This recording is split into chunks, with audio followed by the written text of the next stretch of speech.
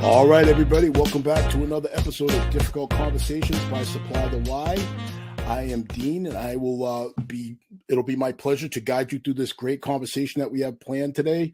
We have Chief Anthony Batts will be on joining us, and he'll be sharing a little bit about his journey, where we are with policing, and we're going to be talking a little bit about some of the crisis of leadership that occur in this line of work. So without further ado, let's go ahead and get Chief Batts up. Chief, how you doing? Good. Tony, please. That chief thing was a while ago, but I appreciate that. All right. Well, you earned it. So, but we'll call you whatever you like, but you certainly earned that title. Very few of us get to wear that moniker. I got you. All right. So thanks again for taking time to come on and share a little bit about your journey today. If you could you talk to us a little bit about how it all started for you and why you got into law enforcement? Take a very complicated story to make it short. My parents are from the South, so one came from Mississippi, very tough community at the time, Philadelphia, Mississippi, and then my mom came from Jacksonville, North Carolina. Had relatives, my dad, uncles, cousins, in the Marine Corps. So I was very impressed by uniforms, especially those class blues of the Marine Corps, because I had so many relatives out there. But I also grew up in the 1960s, and I grew up with Malcolm X, with Martin Luther King, and a lot of progressive activists. And I was impacted during my generation, or for my generation, what Martin Luther King, as I stutter here, Martin Luther King was trying to get across was the fact that they were pressing for us to be able to go inside of institutions. And that actually impacted me. And I remember when he lost his life when I was 8 years old. And I asked my mom, I didn't know what he was really about at 8 years old. I just knew he was an important man. And I knew that he had just lost his life and was assassinated. And I remember, and I was a little confused because I remember seeing pictures of people who looked like me being bit by dogs and water hoses and all the things that took place during the civil rights movement. And then this man who was of importance lost his life. And for whatever reason, my mom would say, I asked her a question. I said, at 8 years old, I asked her, does anybody care whether I live or die? Young person who looks like me. And probably not totally understanding where I was coming from, but not understanding my environment and the social upheaval that was taking place at the time. My mom said, why don't you grow up and become the answer to that question? And that always stayed in my head. And then I had positive interactions, although I grew up in South Central Los Angeles, with police officers in a positive way. And that impacted me also, which led me to become a LAPD Explorer Scout, and then an intern for other police departments, and eventually signing up for Long Beach Police Department. But I really wasn't going to be a police officer. I was going there to save up enough money for about 3 years to go to law school. And I kind of, in the back of my mind, I kind of had the thought process of defending people in the Supreme Court, kind of like Thurgood Marshall, who had an impact on me also at the same time. After doing that about 3 years, I said my calling is law enforcement, ended up staying into it, and ended up doing a total of 35 years. And of that, about 12 years as a chief of police at 3 different departments. One that I grew up in the town that I went to college at, and I was a police officer there for 27 years. Then that's Long Beach. And then I visited up to Oakland for about 2 years. There again, been pulled by the fact that I grew up in South Central Los Angeles and wanted to make an impact on those 8-year-old kids there who wondered if anybody gave a darn about them, whether they lived or died. And then making my way to Baltimore for the same reason. So can I ask you something that resonated that you said there? You can ask me anything you want. When you talked about people not caring or wondering if anybody cared if you lived or died, what drove that thought process? And really, let's talk a little bit more about how you were able to move beyond that that very morbid thought. I think growing up as an 8-year-old in South Central Los Angeles, I was extremely confused, to be perfectly honest, and didn't have a good grasp on it. I remember seeing those pictures that we see today that people see as history. Those were real life things for me. When we turned on the news and people getting sprayed by water hoses, and the march for Selma, where people were run down by horses and dogs and things along those lines, and the people who were doing it were police officers. And they may have been police officers out of the South, but they're still police officers. I also moved to my family moved to South Central Los Angeles about 2 years after the Watts riots. So there was conversation about the Watts riots, and Los Angeles Police Department was not seen as a positive in my community at that time. They were seen as an occupying army. And then having police officers come in contact with police officers who actually were positive kind of was very confusing. But also I had the fact that our lives, or lives that look like me, were expendable, is what my thought process was at that time. That is that's a tough thought process. Very confusing for an 8-year-old kid. Now, did you also see it? You know, I know you saw the riots and you saw the police as occupiers. What was the neighborhood crime like in that neighborhood? You know, at 8 years old, I couldn't tell you, because it was a loving place. Everybody knew everybody. There was, I kind of stuck out because it was just me and my sister. All the other families in the community had 8, 9, 10 brothers and sisters, very large families. And so it was a family-oriented place.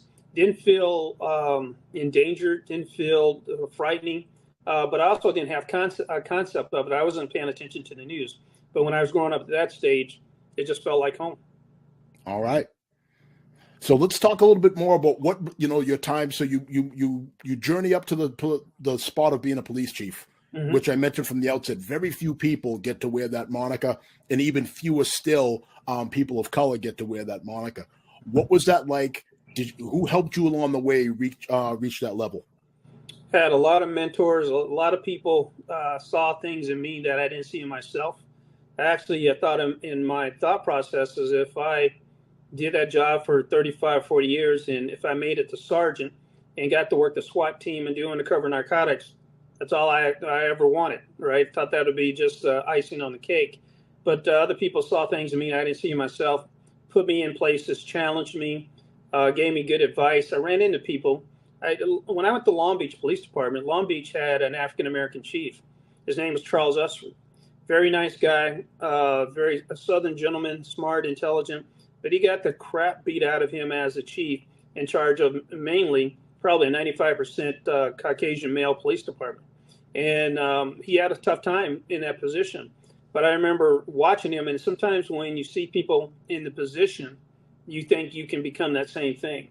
And so I ran into other chiefs at other times who happened to be African-American when I became a member of Noble, and seeing them in those positions kind of made me think, if they can do it, then I can do it.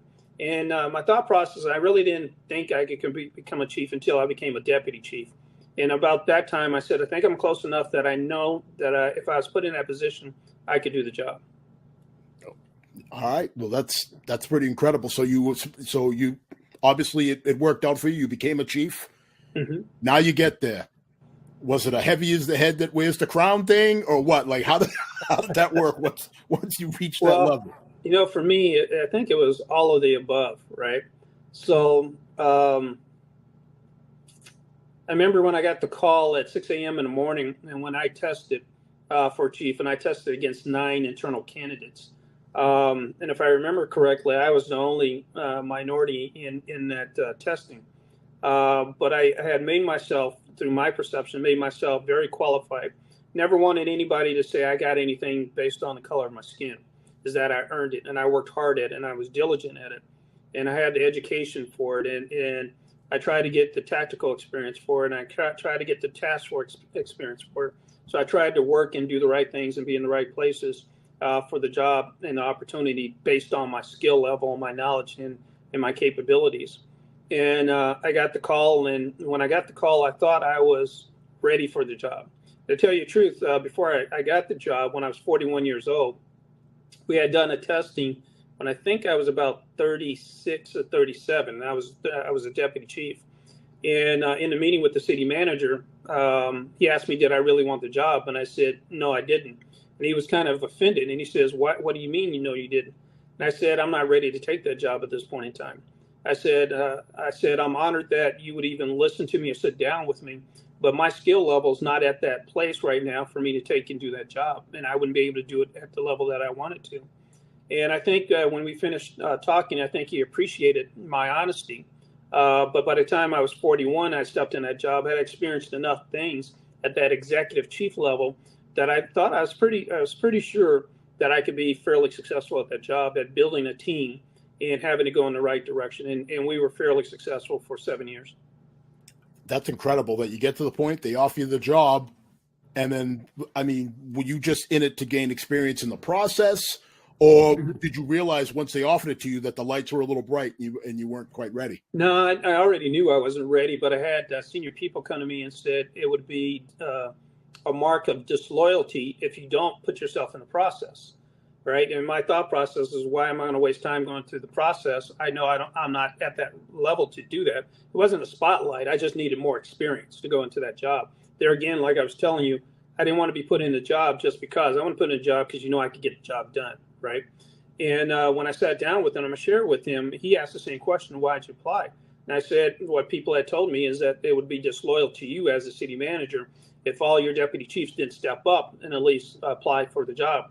And then it's an opportunity for you to get to know me and me to get to know you, to have those conversations. And if it occurs down the road, at least you'll know who you have and how I stand. And I was okay with that. And if he wasn't okay with it, that was okay too. I knew that I needed to get more experience, and to do the job well, I needed that time. All right, that's interesting. So, folks, I'm going to take a pause here. You're on with Difficult Conversations by Supply the Why. We're here with Chief Batts. If you have any comments, I know that a few people are going to have questions for sure. Please try to make them short and sweet, because if you write War and Peace, it's going to be very difficult for me to sift through everything that you write to get to the question that's buried in there somewhere. So we're going to start it off. Mike has a question for you. He says, "How did you know when you were ready?" I think that's an individual thing for individual people. I have friends that have made chief at 34, 36, and gotten fired at 40. Right, or lost that job at that time, and now it's impacting their retirements. I have guys who made it at 32, 33 and been very successful. I think that's an individual thing that you have to know inside of you. Being a chief for me in the cities that I was in, at least the first city, Long Beach, I think it's kind of like playing chess on 8 different levels all at the same time. And if you're able to handle that, and playing chess, 1, with the city council, playing chess 2 with your command staff, playing chess 3 with your troops within the organization, playing chess with the community, playing chess with press, and all those things are going on all at the same time. And if you don't think you can keep up with them, or you can't master those things, then don't step into that position. And also, if things go wrong, you got to be comfortable with also taking that shot too at the same time. And if you're more focused on your mortgage, and if you're more focused on getting your kids through school, because in reality, you can lose that job at any given point in time. Sheriffs, they get elected. So they have 4 years that they could be in that office. But for chief of police, normally you're in an at-will position. So when you come in one day, it could be that your boss doesn't like you, doesn't like the cologne you have on, it's just a bad day, and you can lose that job, right? And today, I think, is a very interesting time for chiefs. My day, I'm sorry, go ahead. I said, how so? I think in my day, policing has gone through different eras, and policing through probably about 1829, 1830 to about 1920, we were very closely tied to politicians, and politicians told us what to do and how to do it, and we made sure politicians got elected. Then we evolved and went into what is called the professional standard, right? And so we were detached from politicians. And in the city I was in, Long Beach, they actually had a municipal code that or politicians couldn't give me directions. They had to go through the city manager. And then the city manager gave me directions from that point in time. And that was trying to get away from that political era of politicians telling you what to do. And so I had the bully pulpit to talk about tough issues. I talked about illiteracy. I talked about poverty. I talked about all those things that impact crime as a whole, and wasn't afraid to do it. I had the bully pulpit. I don't know if chiefs can do that today. And I think chiefs are it's so easy for them to lose their jobs. I think many chiefs in cities, it's a throwaway position. If you say the wrong thing, if you jump out there too far, if you have a crisis that takes place and they don't perceive you deal with it the correct way, you can lose your job at any given point in time. And I think that the offshoot to that is that because it's become a throwaway position, young police officers on the bottom don't feel protected. Because part of that role is, I think your job is to serve the public trust. I think that's my primary function in my job. The other part of my job is protecting my people too at the same time. And you have to balance those two things. During this age, I'm not so sure chiefs can protect their guys in organizations today, and it's very easy for them to lose a job. You know what we call that? What's that? A crisis of leadership. That is a classic crisis of leadership right there, where yes, we are charged with protecting the public and creating public trust, but you're also, in order to do that, you need the will and the hard work of the people that you work with and that work for you. Absolutely.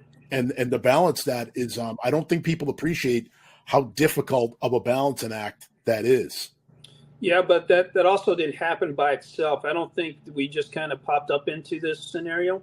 I think it started happening. There's a couple things. We've gone through different iterations of American policing in contemporary time. Like the 1970s were about efficiency. The 1980s were about the war on drugs. The 1990s were about community policing. 2000 were about terrorism. And as we got further away from terrorism, I think community said that we as police officers were pushing too far away from the Constitution, or pushing hard on the Constitution. So only my opinion, I think in the last 10 years, we've been in a reform era. And so in those reform eras, we've dealt with consent decrees and still civilian oversight to basically say that I don't trust what you're doing. And that's why you put mechanisms on top of police departments to say, I don't trust what you're doing. So there's a disconnect somewhere. But what that has done is made that chief's job a throwaway job. Now, looking back, we can talk about that, but I think the bigger issue is looking forward. Is how do we win back that trust, that people trust us, and also that you can actually protect your guys, in that you're not tied to politicians. Because I think you need that ability to say the king has no clothes. So what do you have in mind? It sounds to me like maybe you have some thoughts on the subject. I'd certainly love to hear them. Not so much thoughts. I think if in fact what I say is true, and this is just my opinion, that we've been in a reform era, going through defunding of police and the different iterations and things that have come up. I think it actually started about 2012 and has made its way through today. And if you take what I said from the 1970s to the 80s to the 90s to the 2000s, it's almost every decade we kind of shift, right? One of the things that when I'm teaching and giving speeches, and I gave one in April of last year in Southern California, and I asked the audience, that was all chiefs of police. I asked, I wonder if you can answer this question for me. And they said, okay, pose the question. And I said, what is the identity of American policing today, right? What is our identity? Because over those other decades, 70s efficiencies, 80s war on drugs, 1990s community policing, 2000s terrorism. Over this last decade, last 10 years, what has been our identity and what's our purpose? And the whole room goes silent. And usually when I ask that question, even when I'm teaching, the entire room goes quiet, right? Because we don't know what our identity is right now. We don't know what our purpose is. But if in fact what I say is true, that every decade that happens, we're coming out of that decade. So what that makes for us right now is a time of renaissance. We have an opportunity to craft what American policing is going to be for the future. But it's going to take courageous leaders to step up at this point in time to kind of say, this is the identity of American policing, and this is where we're going. But you have to do it with the community. Right now, I think we have to rebuild those bridges. I love that. That's a great way of looking at it, is the Renaissance period of policing. Mm-hmm. All right. So I have another question for you. So Demetrius wants to know, how do you create a culture of mentorship so the next person can be ready for the leadership role? Well, I think we definitely have to do that right now. Every 20 to 25 years, I see American policing goes through a lack of succession planning. The time I remember that we had a tough time finding police officers nationwide was about late 1990s, 1997 to about 2001, 2002, right? And then we had 9/11, and then our ranks kind of swelled. But during those late 1990s, we had a tough time in finding enough police officers to come on, right? And the reason for that is 20 years prior, we had a tough time finding police officers. So we have this big bubble that comes through, and then 25 years later, today, we're having a tough time because a lot of people are retiring at the same time. Yeah. It's poor planning on our part, because it happens time and time again, right? Every 20 to 25 years, we have this tough time finding enough people because we have this big bubble. And on top of it, we're in this reform era too, that is not having young people gravitate towards police work. So in order for us to prepare for that, we need to start succession planning. And if we know every 20 to 25 years we go through this bubble, then when we're at 15 or 10 years, we start training the people who are going to replace us to step into those positions. That means that you have to have mentor programs. Now, I found when I tried to do official mentor programs, structured programs that came from me down an organization, they worked a little bit, right? I think when you have mentors in an organization who really want to do it on their own, and that it's not pushed down from the organization down, that the mentorship tends to work better, right? And when you have people who are open in higher ranks who want to sit down and help younger people to achieve, I think that's a good thing. Our bigger problem here is not even mentorship at the top right now. It's right now we're bringing on young people who are being trained by the FTOs who have 2 years on. So you're having babies training babies in American policing right now, right? And the tougher part about that is in this reform era is that they have about that much room to make mistakes today, right? And they may not survive it. So you have young people training young people, and the way that you learn cognitively is that you got to fall down and scrape your knees, and you're going to make mistakes. But America doesn't have that room right now, in my opinion, that allows these young police officers to make those mistakes. I think that's a bigger crisis of mentoring is in the front door as compared to the senior leadership in our organizations. We can have that. I think we can survive that, but mentorship should be done. And if you don't have mentors inside your organization, if you want to move up, get mentors outside your organization. I look for mentors, and when I was coming up, and I wanted to focus on being very good at the rank that I was. I looked for a lieutenant. If I was a sergeant, I looked for lieutenants inside my organization or outside that were very good at what they did, or people said they were good. And I went and asked them questions. What about this? What about that? How do you do this? How do you do that? And not only mentors inside policing, I had mentors in the private sectors, mentors who ran corporations. I went up to them and I asked them, can I ask you some questions? And I try to take from them running private industry is how do I do the same thing in public industry, right? So you have to go out and seek mentors if you don't have them within your organization. I think people inside your organization have to step up. But our biggest mentoring issue right now is those young police officers training young police officers. I agree with you on that. Because of that gap you talked about, where we have a large number of people that are retiring, people are leaving earlier more than ever before because of if we're being honest, it's a difficult time to be a police officer. Could be, yeah. It's not as simple. Let me just make this point. It's not as simple as everybody says, of simply saying, hey, just go out there and do the job the right way and you'll have no problems. Like, that's easy for people to say if you're not on the street anymore. But and I think it it's dismissive to people that are out there doing the work too when you say that to them. So what's your response to that? Well, when I'm talking about this and I hear that same subject every single week, right? As I travel to different states, and right now I'm in Texas. So every single week that when I travel and I'm before command officers, I hear that exact same thing. And I think, to be perfectly honest, I think you have young police officers right now afraid to do the job. Mm-hmm. They don't feel protected. They feel that their bosses can't protect them. They're not sure of what they can and cannot do. Now, I don't want to oversimplify that because that's a very complex thing, right? And you got to know where I'm coming from.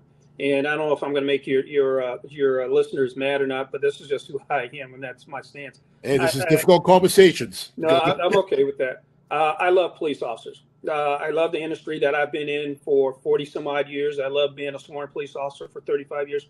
And I'll say that for any group and any time, any place that I am. I think the job that we are involved in is a very noble job that we're there to do. I think really we are the guardians of the American Constitution if we do it right. But at the same time, I can't stand corrupt cops. I have no love for them. I hate them with a passion. I hate corrupt cops, right? And the reality is, I think when we start holding ourselves accountable, because what we tend to do, to be perfectly honest, when something happens, we'll circle the wagons and we'll protect people, right?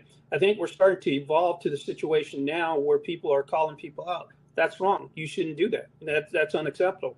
Because when corrupt cops, and what I mean by corrupt is officers sometimes make mistakes. And in this environment, they don't always have the benefit of the doubt, but officers sometimes just make mistakes, not out of the malice of the heart. It's just that sometimes people make mistakes. That just happens, right?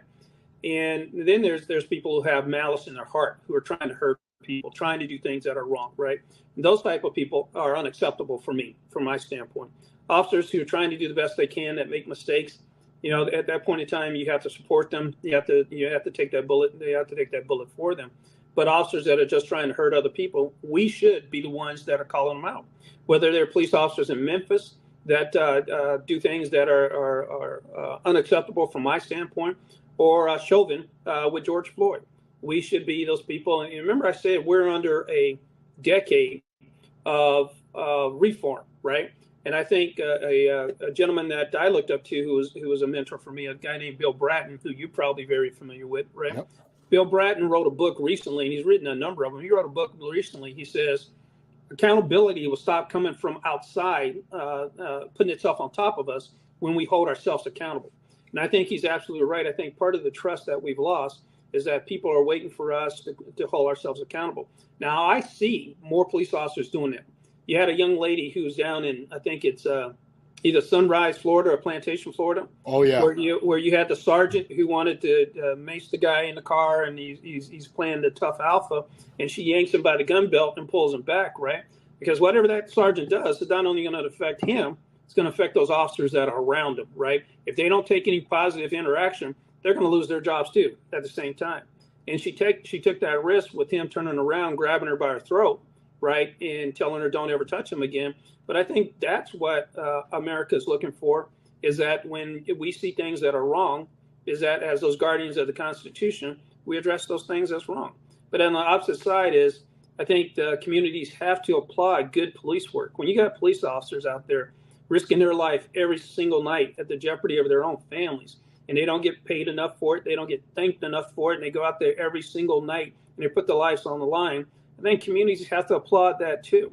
Not every police officer is out there trying to hurt people, and I think they need to be recognized, and they need to be put up as heroes, the ones who do a great job out there, and that's the vast majority of them. I love it. So we got a couple comments here. So Mike says Chief Batts is dropping knowledge. So I know about that much. And Dimitri says thank you for answering his question. And one more, we have Kwame who says, love these. Keep up the great work, brother. So I can't agree with you more. So I'm gonna jump in there. And sure. As far as, I love what Bill Bratton said about accountability will slow from the outside, will slow down when we start doing more internally. I think that is that's a truth bomb. I love that. I couldn't agree with you more. There's nothing worse than a bad cop or a corrupt cop and the stain that they put on all of us that are doing the best we can to do the best that we can. Agreed. And I'll throw one other thing out there to you. So the police leaders, one thing that I think would be helpful when you're having these conversations with your troops, I realize how difficult it is because as a police executive, we are wearing so many different hats. But maybe every once in a while, maybe you get up from behind your desk and you go out there and you put yourself on the front lines for a little while. Walk a vertical with one of your patrolmen. Do a vertical patrol of a building. Get out and walk a beat. Answer some radio calls from time to time. And again, this isn't something you have to do every single day, but at the very least, you'll show your troops that you're standing shoulder to shoulder with them instead of standing behind them dictating what they do. I just think that would be a powerful thing, and I think the public would appreciate that as well. Yeah, I like that. I agree. I think you have to lead from the front, especially if you're expecting these young officers to go out there into these very dangerous communities and or neighborhoods. And even if they're not as dangerous as some of the places that I work, I think you have to get out there and show them. If you expect them to walk out there, you have to walk out there.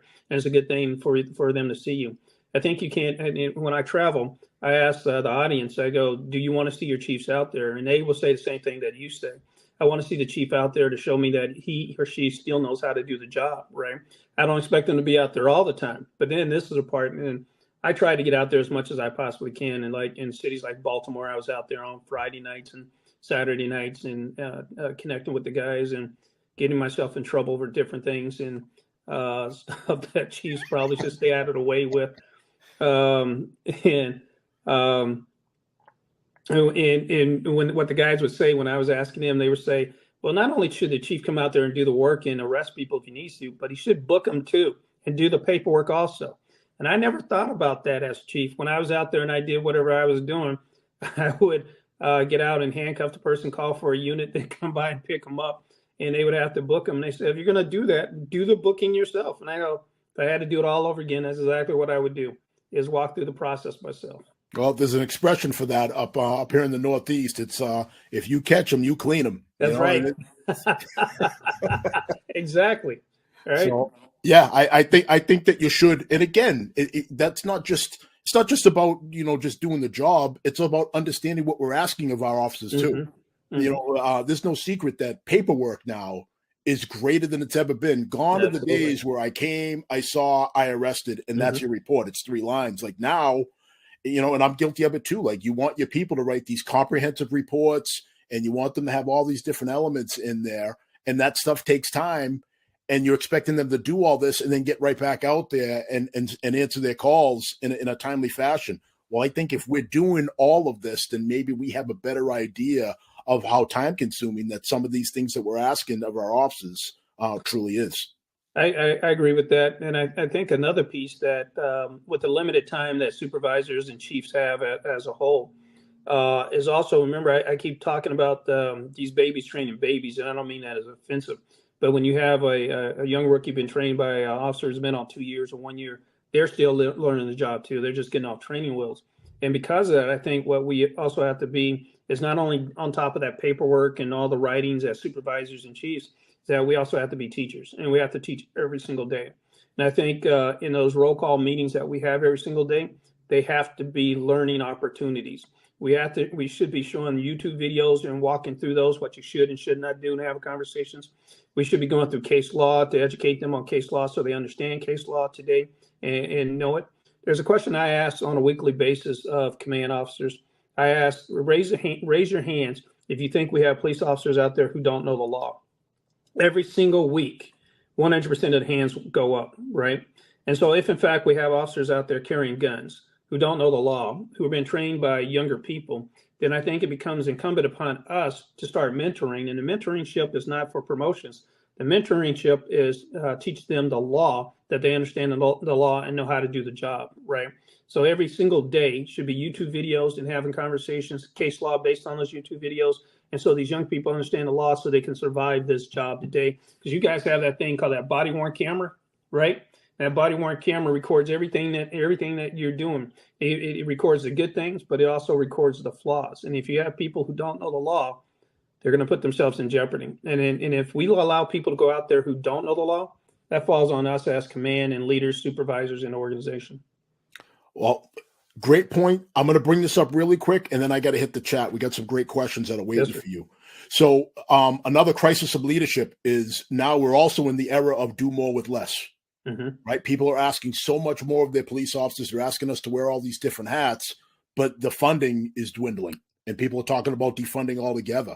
So, as well as I do, one of the first things that gets cut when you have funding crisis is training. Can't be. One thing that I made a promise for myself is no matter how slim budgets become, and I went through the downsizing of 2008, 2009, right? Make sure that our training budget never goes away.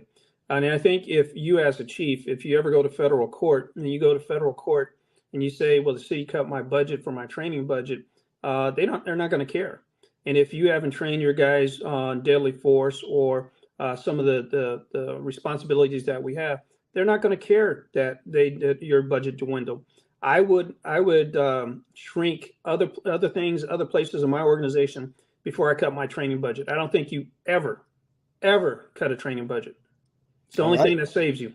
Yeah. It's one of those things. And again, it's a crisis of leadership. We are literally trying to rearrange the deck furniture on the Titanic as they slice your budget by double digits in some cases. Well, they always have, and I work for city managers and mayors and You can do it for school districts and two at the same time. And what they give me is they say, I want you to reduce the budget by 5%. Well, me as a chief, I get to find out where that 5% is. What will never get impacted is training.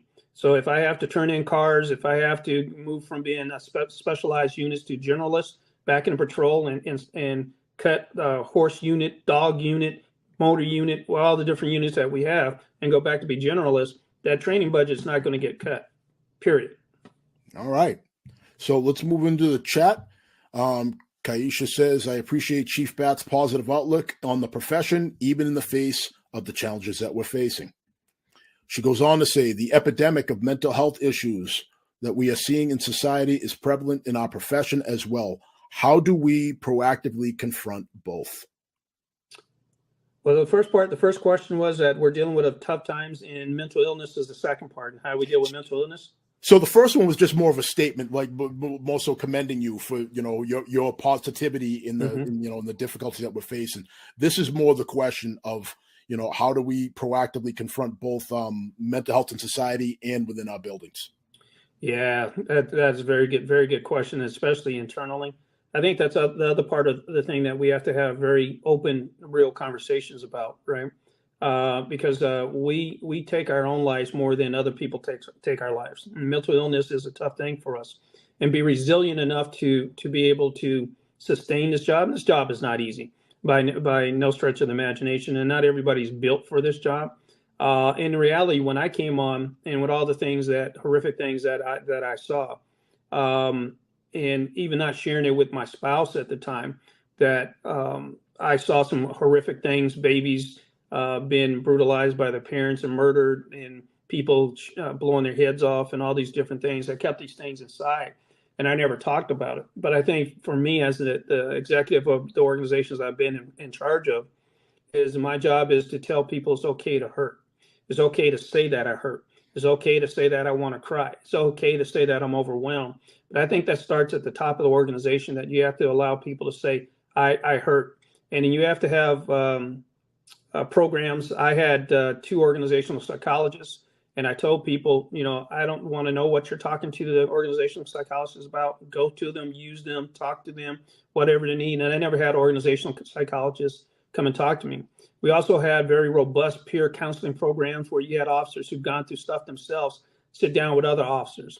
Our officers are involved in officer-involved shootings, sit down with other officers and talk about it, and to be okay to cry and let those things happen. And I think that starts with leadership, to be able to say, we don't have to be these tough alphas all the time. This job beats the heck out of you at times. And especially now, when we're struggling to be seen as heroes, and we're not. And sometimes that has a mental impact on us too at the same time. And we have to talk about those things and get those things out. We also have to make sure that, especially now, because we have these large vacancy rates in police departments, that we don't burn these officers out. We have a very difficult choice right now, right? We have so much of a vacancy rate because of the stress and strain of this job, and the fact that we don't have large numbers of people coming in. So do you burn out your people in mandating them to work overtime, which destroys their families and cause deeper mental issues and depression and anxiety? Or do you bring in people not qualified to do the job to fill those vacancies so you don't burn out your people, right? That's the life of an executive right there, right? Nothing is black and white and in those gray. And my opinion always is, you never drop your standards, because you're going to pay the price in the next 5 or 6 years. So then you're going to have to find balance for your officers, so they don't work too much overtime. And that may mean, depending on the size of your organization, I come from larger organizations, that you move away from those specialized units and get more people in patrol. And then it may get to the point where you, as a chief, have to stand up and let the public know, my guys can only do so much, and we may not be able to do everything that we used to do once upon a time. And we may shift some calls for service to officers who can take them over the phone, or take that workload that way. But we just can't keep pushing these officers to the limit. We will respond to emergency calls, but we may not respond as fast to when you get your lawnmower stolen out of your garage or your bicycle taken, because we have to balance the safety of these officers. The other point for us in mental illness is the vast majority of our calls are with mentally ill people. About 2008, 2009, there was a concept that started in law enforcement. It was called all hazards. And all hazards meant that we had to be prepared for everything, whether it was truancy, mental illness, or major natural disasters, whatever it is, we had to be trained for everything. And I don't think that's really possible. That was a nice concept to talk about, but I don't think we can handle everything. We're not built to handle everything, right? And I think that we have to start having conversations that every solution is not police centric. That some of these other calls have to go to professionals, and a lot of police agencies are having mental health professionals ride around in cars with police officers. They're having civilians go out there and make contacts with the homeless on their own. So we're shifting into a different phase. But I think the question about mental illness internally and externally is huge for us. It's a central core for a lot of police officer involved shootings, right? So that means that we have to make sure that we work on how to address those things. And when you go to a scene, is to kind of slow down, take a deep breath, get into their reality, right? Calm down, don't yell at people, slow down, keep your distance and your safety, all the things you're taught in CIT training. As compared to internally, we have to train supervisors to recognize when your employees are having a tough time.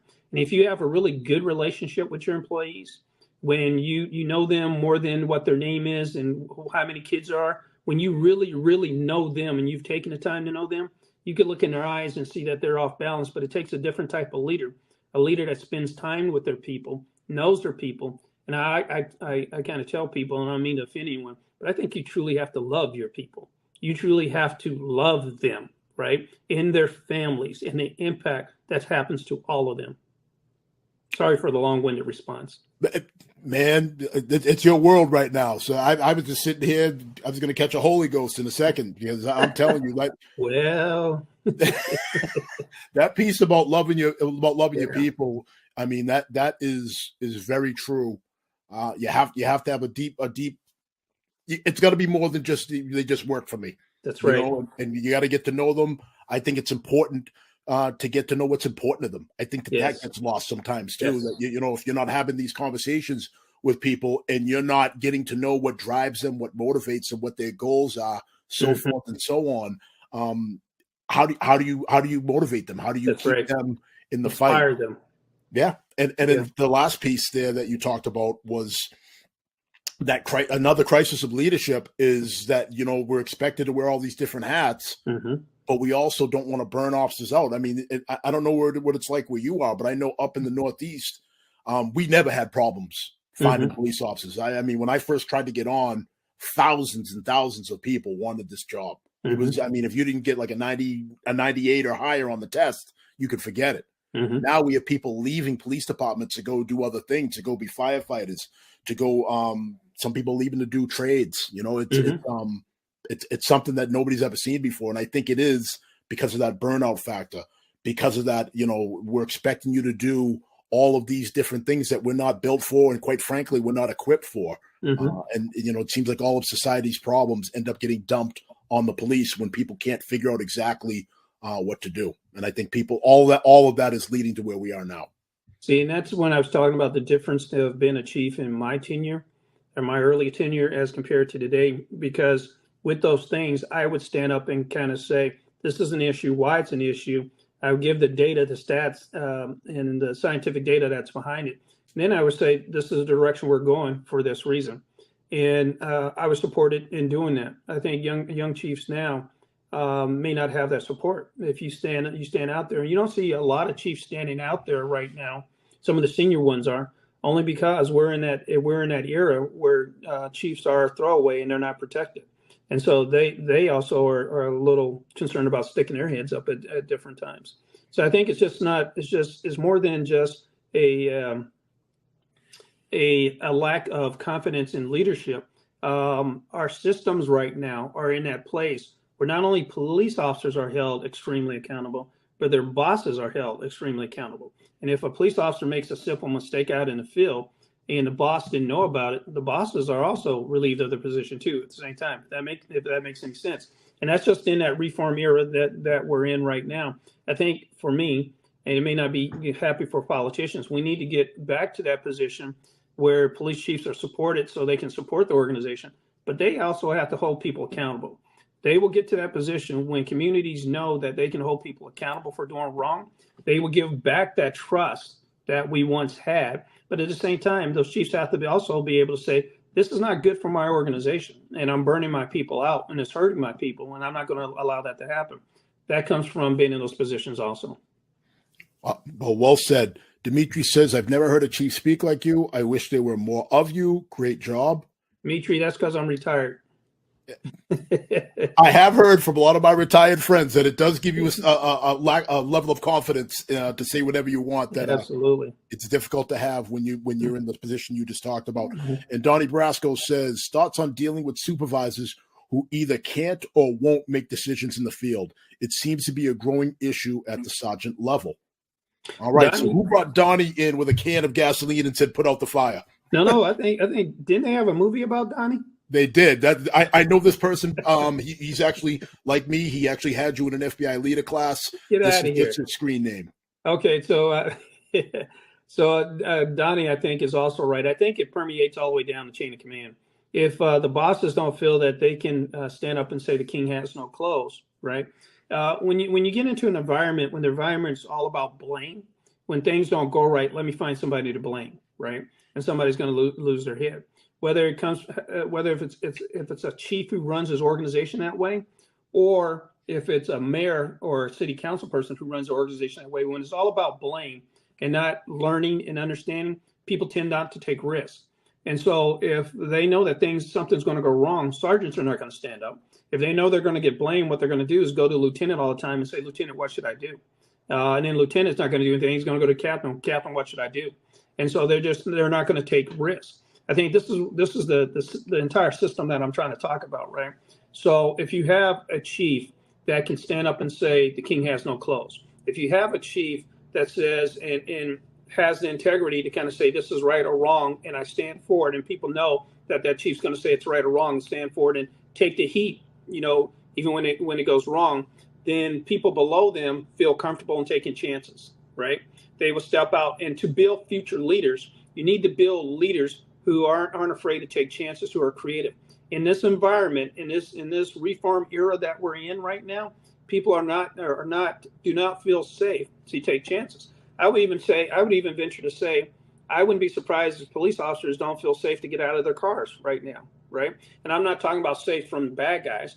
I think they may believe, and nobody's told me this, I say they may believe, is that if I drive to a call and I make a simple mistake, I can go to prison for making just a small mistake, right? Not because I had malice in my heart, because I'm a human being and sometimes I make mistakes and I don't see everything. And they say, well, how do I deal with that liability? And what I hear from different, and I've been in like 45 states, and the statement that you made that we can't find enough people, I've heard in every state that I've been to, in the 45 of the 50 states that I've been there, that is pandemic through policing as a whole, because Absolutely. People don't feel that they're supported and that they're protected.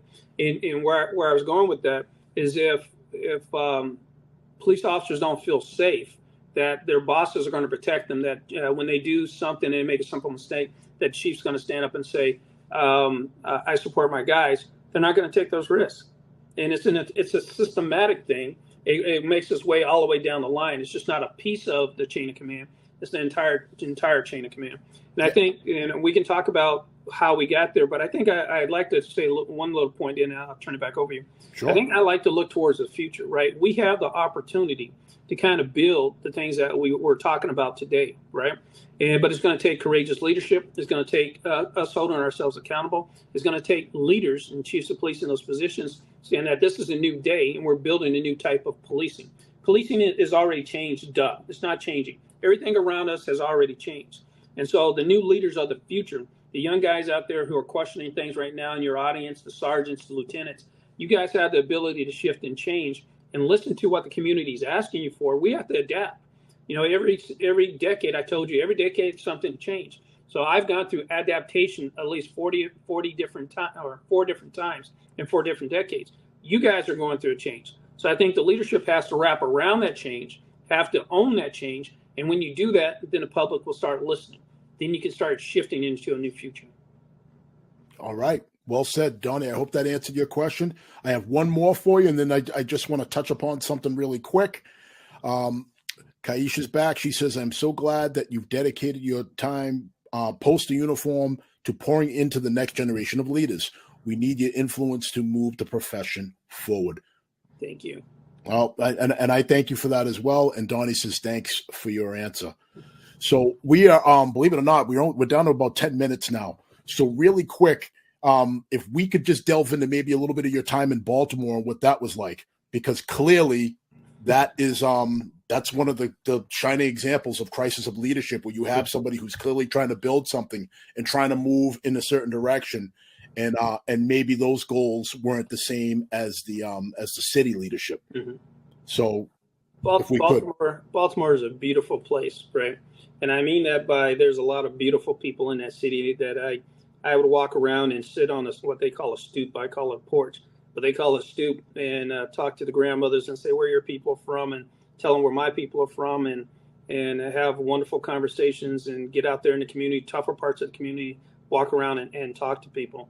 But I had a reporter when I came in to Baltimore. And when I went in Baltimore, I knew from day one I'd be really, really, really, really lucky if I made it 2 years. But the things that I thought I had to get done, I'd be really lucky to survive that long, because I would be stepping on toes. And when I went in there, the reporter, this very tenured reporter, been around a long time, she says to me, Baltimore says it wants change, and when they bring people here, they tell them they want change. They really don't want change. They don't want you to change things. They like things just the way that are. And I remember that she said that, and I took it to heart, but it didn't stop me from what I was trying to do. When you go into organizations, I think as an outsider, there is no positive to help you succeed as being an outsider.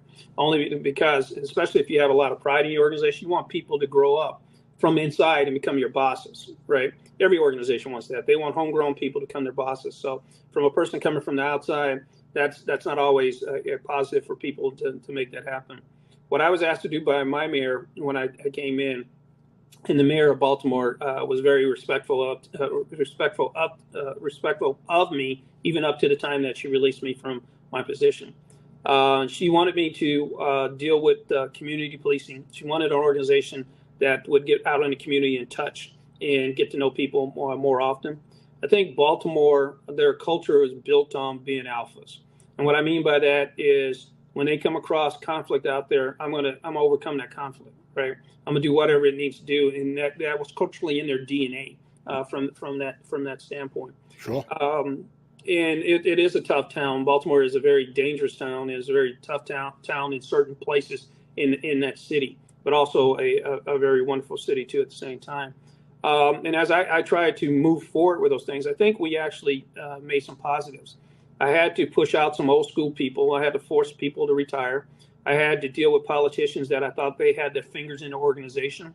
I would get calls from politicians that would say, hey, I known that kid's family for 30 years. He's a good kid. You should hire him. He didn't pass his background, but I'll tell you, he's a good kid and you should hire him. That's not happening. I get called from politicians that said, oh, I think this guy should be a sergeant, a lieutenant. I've known this family for a long time. That's not going to happen, right? And so I wanted to build a merit system. But every time I said that's not going to happen, that was pissing people off. Very powerful people I was pissing off. And so I also knew that was my job and my responsibility.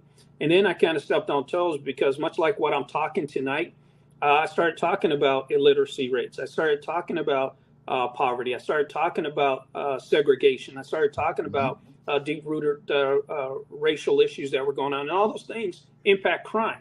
People may not see that, but it all impacts crime in my job, right? And so they would often tell me, stay in your lane. But where I grew up as a chief, that is my lane, to talk about all those things. And it didn't always make people happy. And so on and so forth. And I'll sum up that I enjoyed my 3 years in Baltimore. I enjoyed working for the people there. I enjoyed the officers, and they may have saw that I was kind of tough and that I pushed them.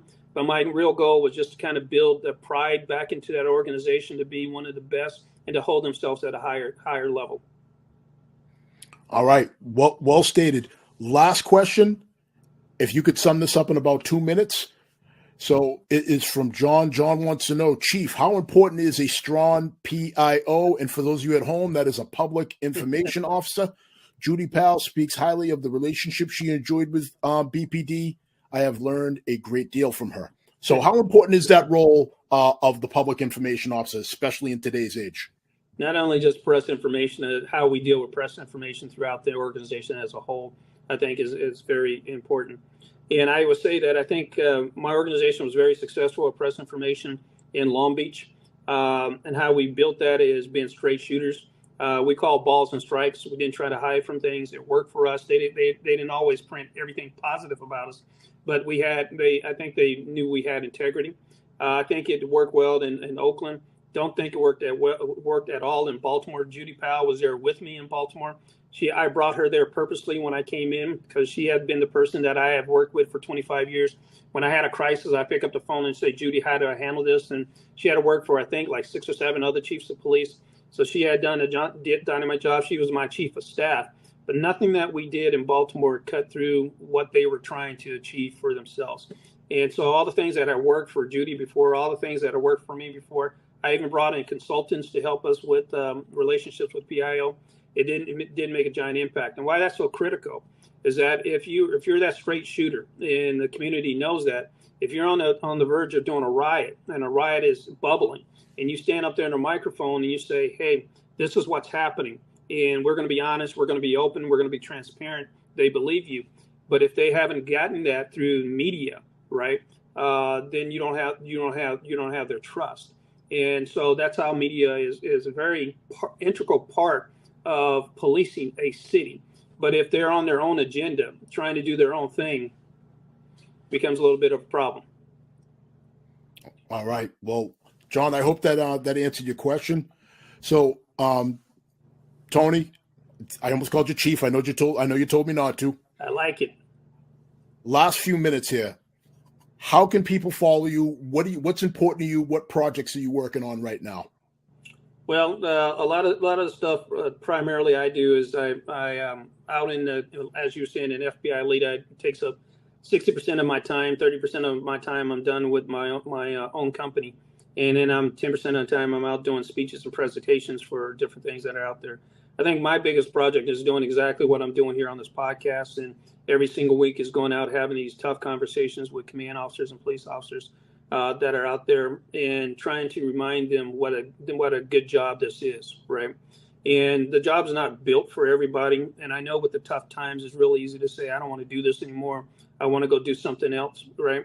But the reality is for me, this job that I've been a part of for 42 some odd years, put food on my table, a roof over my head, and sent my kids to college, right? It sent me different places.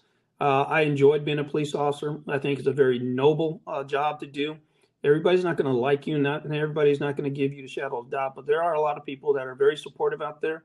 And I also want you to know, even like communities that I grew up in South Central and in communities like Baltimore and or Oakland and or Long Beach, and every one of those communities, trust me, those people need you. They want you and they need you. But we lose them when we go in those communities. And if we don't play by the rules, then we lose them and we lose their trust. So I applaud you guys. My hat's off to you, and don't give up. And then for those of you that the job's not built for, then ring the bell and get out of the job. Because what those young people need right now are true believers, leaders who are zealots, who really believe in turning our industry around. And they need people who truly love going out there doing the job every day. So I applaud you.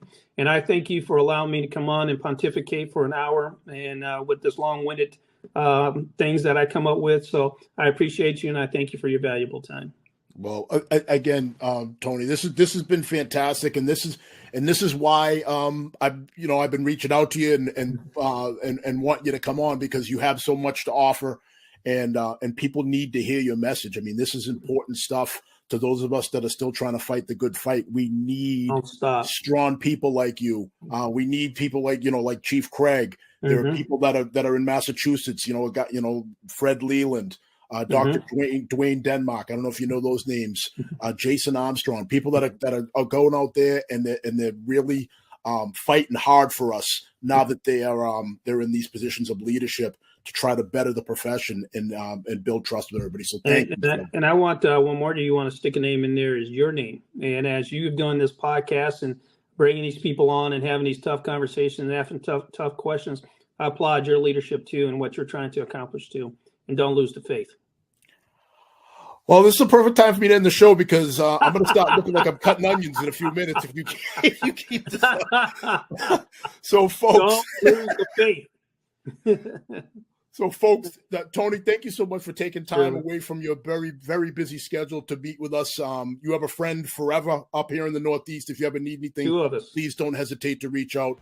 Folks, that's going to do it. We're going to wrap up with another great episode of Difficult Conversations. If you like this episode, please like it, please share it, and please let people know what we're trying to do here. And again, as always, folks, #SupplyTheWhy. We'll see you next time. Take care.